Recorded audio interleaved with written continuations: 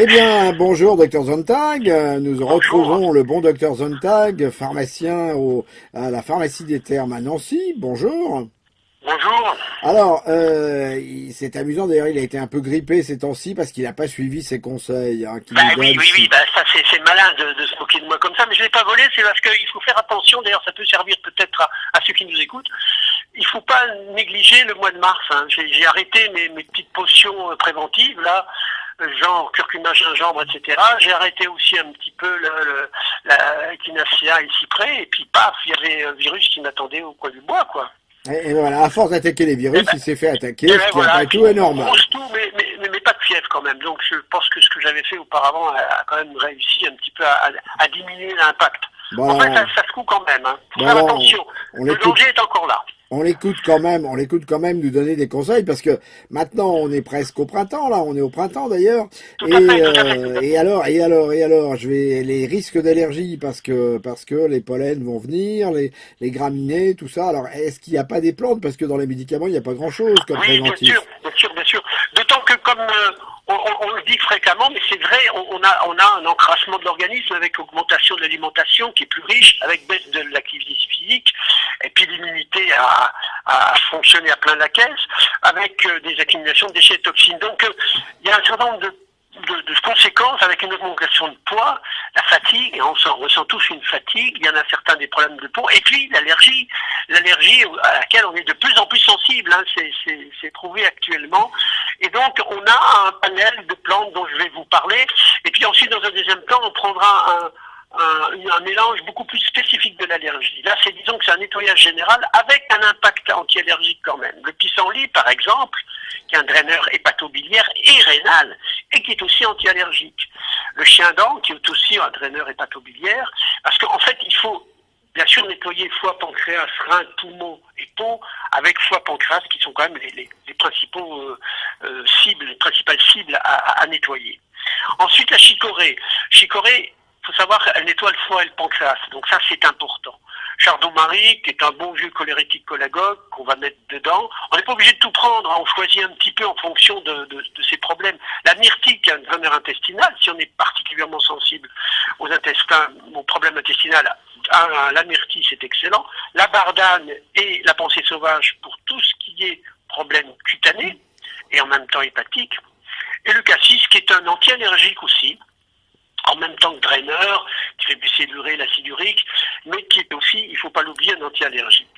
Alors, tout cela, on va choisir un petit peu en fonction de sa sensibilité. On va par exemple pouvoir prendre chicorée, pissenlit, chardon-marie, un petit peu de bardane, un petit peu de cassis, à raison de, on va dire, 100 gouttes le matin, hein, pour nettoyer et prévenir un petit peu tous les désagréments. Donc on prend ça en extrait fluide. D'hiver. On prend ça en extrait fluide alors.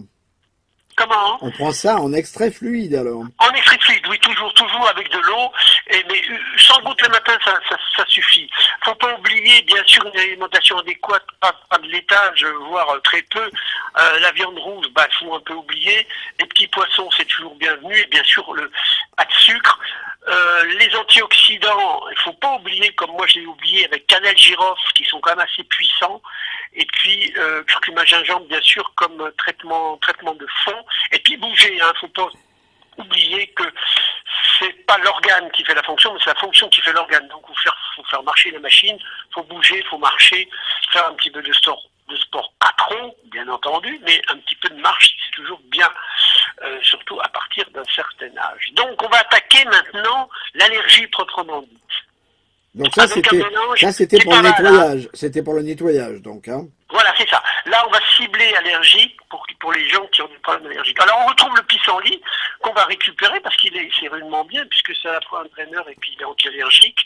Le plantain. Alors, plantain, vous allez me dire, il n'est pas anti-allergique. Oui, mais il fait baisser l'inflammation. C'est un anti-inflammatoire un petit peu général, un petit peu digestif, pas pour l'arthrose, mais vous voyez, pour tout ce qui est organes.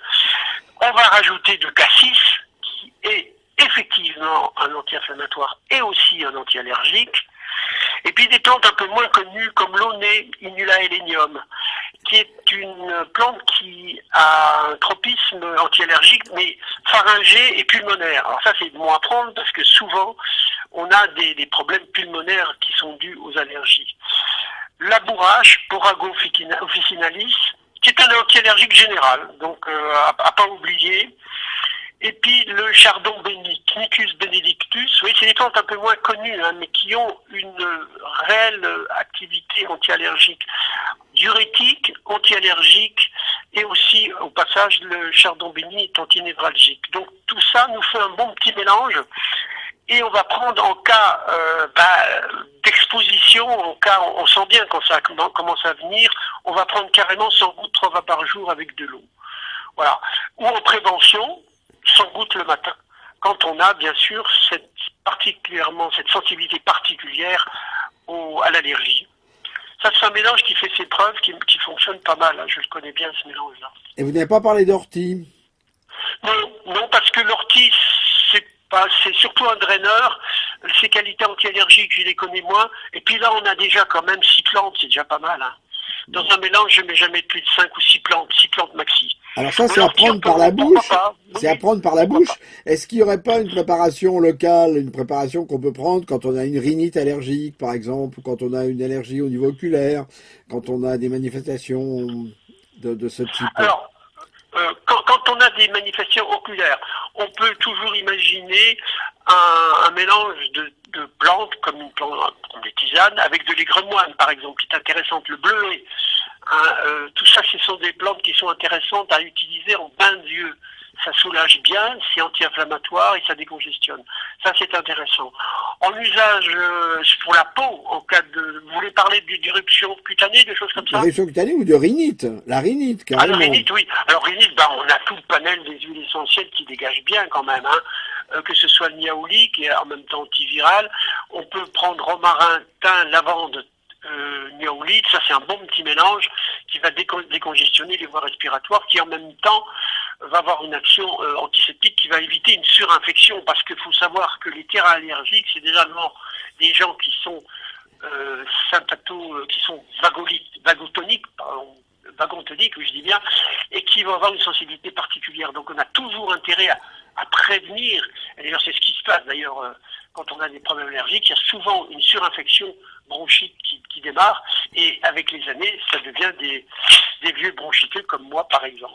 Et alors les huiles essentielles, les allergies qui ont été mal soignées, et souvent ça tape sur les poumons en fin de carrière. Et alors les huiles essentielles, on les prend comment? On les applique comment? Alors les huiles essentielles, on fait ce qu'on appelle une inhalation sèche.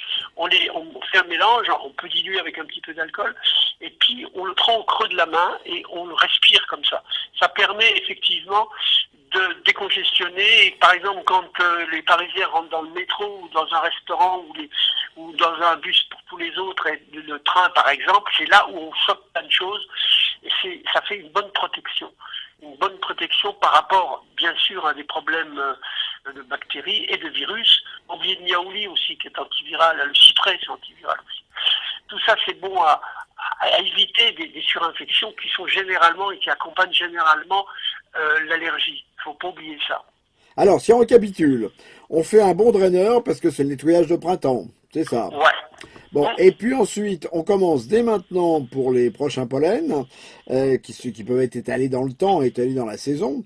On commence votre préparation de gouttes, et puis et donc les applications éventuellement à l'entrée des narines quand on est confronté à des infections ou quand on est confronté à des régions qui sont un petit peu polluées, quoi. Oui, il y en a pas mal des régions polluées. Toutes les grandes villes sont polluées, hein. Soit Paris, mais à Nancy aussi, nous sommes pollués, et on en est bien conscient. Voilà. Eh bien, écoutez, je crois qu'on est paré pour le printemps. Oui, a priori, oui. Hein. Eh bien, merci beaucoup, Dr Sontag, en rappelant que vous êtes à la pharmacie des Thermes, à Nancy, et qu'on peut d'ailleurs vous joindre, vous passer des commandes par téléphone. Hein. Tout à fait, il n'y a pas de problème. Merci beaucoup.